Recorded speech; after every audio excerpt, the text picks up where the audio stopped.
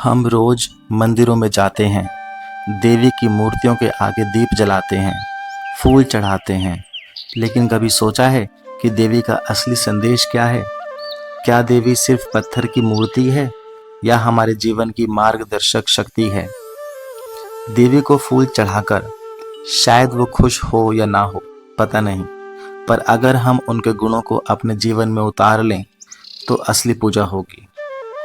अगर हम दुर्गा से सीख लें साहस, अगर हम लक्ष्मी से सीख लें सिर्फ धन अर्जित करना नहीं बल्कि दानशीलता और संतुलित जीवन, अगर हम काली से सीख लें बुराई और अज्ञान को खत्म कैसे किया जाता है, तो ये असली पूजा होगी।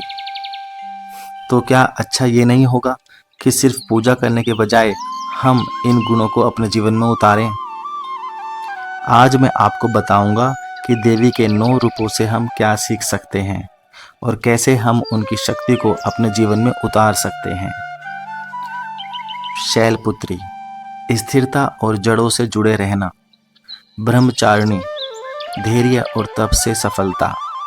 चंद्रघंटा, साहस और संतुलन। कुष्मांडा, सकारात्मकता और सृजन शक्ति।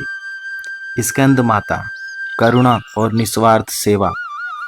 कात्यायनी, न्याय के लिए संघर्ष। कालरात्रि, निडरता और अंधकार से ना घबराना। महागौरी, पवित्रता और सरलता। सिद्धिदात्री, विवेक और आत्मज्ञान। देवी महात्मा हमें बताता है कि देवी बाहर मूर्ति में नहीं बल्कि हर प्राणी के भीतर अलग अलग गुणों के रूप में विराजमान है। शक्ति रूपेण संस्थिता, जो हर प्राणी में ऊर्जा और बल के रूप में है, उस आंतरिक ऊर्जा को पहचानना और सही दिशा में लगाना। भक्ति रूपेण संस्थिता, जो हर प्राणी में समर्पण और विश्वास के रूप में है। भक्ति केवल भगवान की पूजा नहीं बल्कि किसी कार्य या रिश्ते में सच्चा समर्पण करने में है।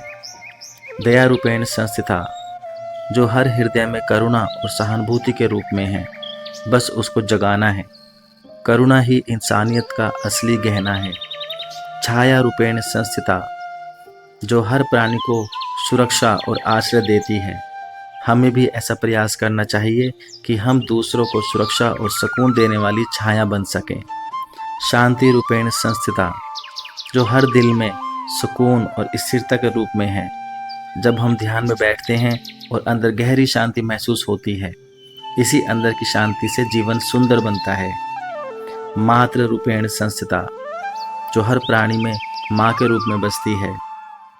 मातृत्व सिर्फ जन्म देने तक सीमित नहीं बल्कि देखभाल और पोषण तक होना चाहिए हर रिश्ते में।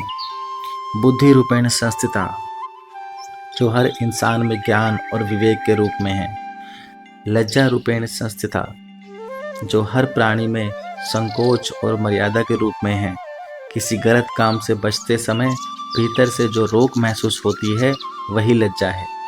लज्जा कमजोरी नहीं बल्कि हमारी मर्यादा और सम्मान की रक्षा है। क्षुधा रूपेण संस्थिता, जो हर प्राणी में भूख के रूप में है। भूख सिर्फ पेट भरने की नहीं बल्कि ज्ञान सीखने की भी होनी चाहिए। जब तक आपके अंदर भूख है कुछ पाने की, कुछ करने की, तब तक जीवन आगे बढ़ता है।